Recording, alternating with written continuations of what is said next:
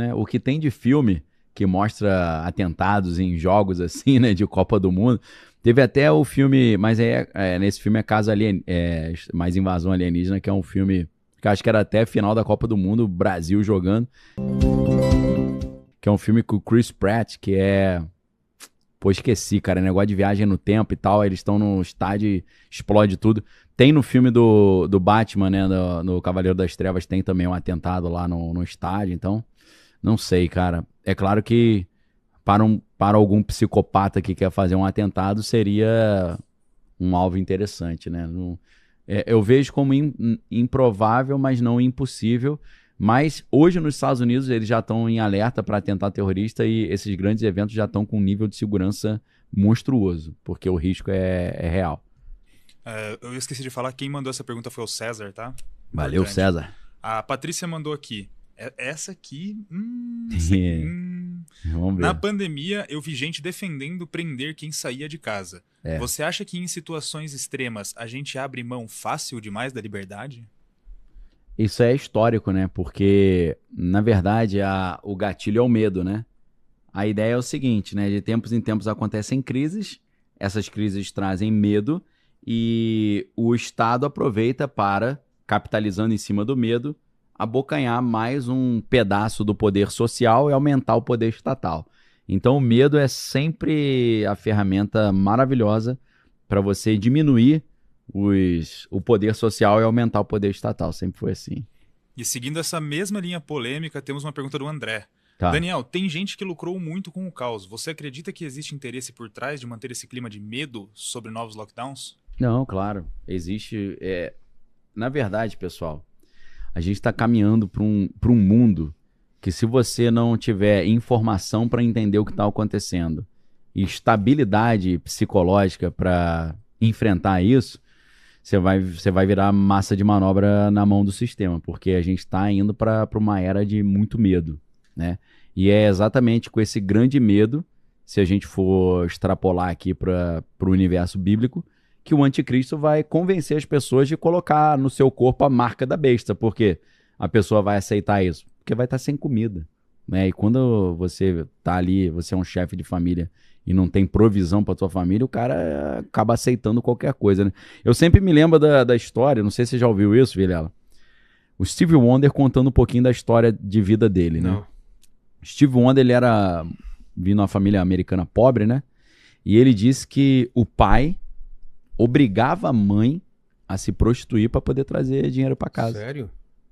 Então, as pessoas chegam nesse ponto quando estão com medo, né? Medo do filho não ter comida, medo de não poder dar um futuro para a família.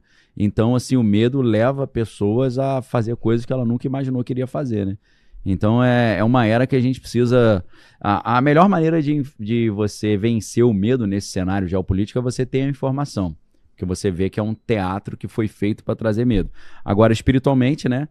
A Bíblia diz que o verdadeiro amor lança fora todo medo, né? Por que a Bíblia fala isso? Porque quando você entende a doutrina bíblica de que Deus amou o mundo de tal maneira e deu o seu Filho unigênito para que todo aquele que nele crê não pereça, mas tenha vida eterna, significa que Deus já entregou o melhor que ele tinha em favor da humanidade por causa do amor. Foi um amor tão grande que ele deu o seu próprio Filho. Então, se você entende esse verdadeiro amor, de que Deus já entregou o melhor que ele tinha em favor da humanidade, você perde o medo porque você entende que todas as coisas cooperam para o bem daqueles que amam a Deus. Entendeu? Então é uma dica aí que medo sempre foi a ferramenta de manipulação. Tem mais? Ou a gente segue aqui? Vamos lá, depois a gente pega mais Bora. perguntas aí. Então, eu acho que isso tudo que a gente está vendo no mundo hoje, Vilela, é a implementação do Grande Reset. E a implementação do Grande Reset é o Grande Acordo Verde, Green New Deal, novo Acordo Verde, substituição da matriz energética. Vilela, o que os caras estão pregando agora? Olha como é que é ruim depender do petróleo. Olha como é que é ruim depender do Oriente Médio. Olha como é que é ruim depender das cadeias logísticas e as cadeias de suprimento. Olha como é que é ruim o mundo estar todo interconectado e globalizado. Vamos reorganizar a ordem mundial. Em vez de você ter um mundo interconectado, já que você fecha um estreito de 30 quilômetros no Golfo Pérsico, destrói o mundo, vamos criar zonas independentes no mundo, cada zona autossuficiente. Então você está começando a ver ser construído um cenário perfeito para você implementar um grande reset. Você resetar a maneira como as coisas são feitas. Eu creio que é exatamente isso, inclusive baseado no que o professor Jiang falou, que está na pauta da conversa de Trump com a China. Trump vai para a China para conversar como vai ser essa Coloca ordem. a foto desse professor depois. Professor Jiang. O que ele está falando sobre lockdown? Possíveis. Os possíveis. Então, o que ele está dizendo? E a Baba Yaga, né? Baba Yaga, que estão falando que ela está acertando. O que esse pessoal previu do que está acontecendo agora? O professor, a Baba, e falaram de mais um cara. O professor Jiang... É ele aí, ó. É esse, Jiang Shrek. O professor Jiang, ele já tinha previsto essa guerra, mas ele errou algumas coisas. Previu a eleição do Trump. Previu a eleição do Trump. Essa guerra, ele disse que duas coisas que estão agora perigando aí dele errar. Uma ele já errou, e ele admite. Qual? Ele disse que o Trump não ia invadir a Venezuela. Ele falou? Falou, mas capturou o Maduro e mandou gente lá. Aí ele fala, não, essa eu errei. Outra coisa que ele tá falando, não vai ter uso de arma nuclear no Oriente Médio. Eu acho que vai. Por causa do plano que já existe e está se cumprindo. Outra coisa que ele está dizendo que é muito polêmica. Ele diz que os Estados Unidos vão perder essa guerra no Oriente Médio. Isso eu vi ele falando. Só que ele diz que eles vão perder essa guerra meio que de propósito. Porque o perder a guerra seria justificativa para a opinião pública global e norte-americana para tirar as bases americanas do Oriente Médio. Só que, segundo o professor Jiang, eu não concordo com essa ideia. Lembrando aqui, eu estou comentando a fala dele. Isso aqui no Brasil é sempre uma dificuldade, né? A gente comenta a opinião dos outros e fala que não concorda. O cara fala, o Daniel concorda com isso. Poxa, eu estou claramente dizendo que eu não concordo e que existe uma razoável possibilidade dele errar. Ele diz que... Só corrigindo, tá? É Baba Vanga. Baba Vanga. Baba Yaga. Baba Yaga, pô, é porque eu tô vendo John Wick. Os caras estão falando aqui. Não é verdade, é Baba Vanga. Eu tô vendo John Wick com meu filho. Pô, então demais, eu assisti cara. o último agora, que foi o Parabellum lá, que eu acho que é o terceiro, né? E agora falta a bailarina. Ainda, bailarina eu não vi ainda. E todo dia eu chego em casa, meu filho, vamos ver o próximo, pai. Baba Yaga ou John Wick, pô. Então... Peraí, deixa eu pegar o fio da meada. Você não aqui. concorda com ele? Ah, tá. Ele falou que os Estados Unidos... Claro o que ele tá falando e você não o que ele diz. Porque você me perguntou o que ele tá prevendo. Que ele Isso aqui ele já previu, eu tô falando o que ele tá prevendo daqui pra frente pra gente ver se ele vai acertar. Tá. E é claro que ele usa... Ele usa ali a psicohistória lá do Asimov da Fundação, misturado com a teoria dos jogos. E quando ele mistura a psicohistória com a teoria dos jogos, ele cria um negócio chamado história preditiva, predictive history. Então é toda uma análise que ele faz. Apesar de que ele começa a falar de sociedade secreta, de satanismo, bruxaria. É ela? É. Baba Yaga ou Baba Vanga? Vanga. Tá. Aí quando o cara fala, pô, mas que maluquice esse papo aí, porque ele fala, o mundo é controlado pelos Illuminati. Aí o cara, mas de onde você tira isso? Ele fala, não, isso é tudo especulação, a gente tá só especulando. Eu não tenho base nenhuma porque eu tô falando. Você fala, pô, irmão. Aí eu perdi 2 horas assistindo. Pois né?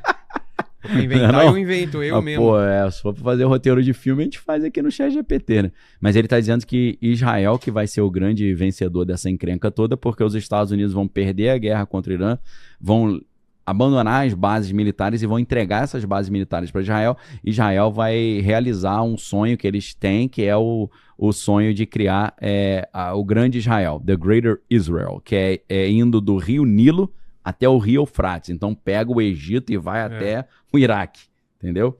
Então ele acha que é isso que vai acontecer. E ele acha que... Aí ele começa a tocar em algumas coisas que fazem sentido no livro do Apocalipse. Ele usa o livro do Apocalipse como referência, porque o Trump está dizendo que está cumprindo o livro do Apocalipse, e o Netanyahu, na última aparição que ele teve, né, antes dele dar esse sumiço, ele falou que eles estão preparando a vinda do Messias. Ele mandou essa. Então a galera está falando papos bíblicos escatológicos, final dos tempos apocalípticos, né?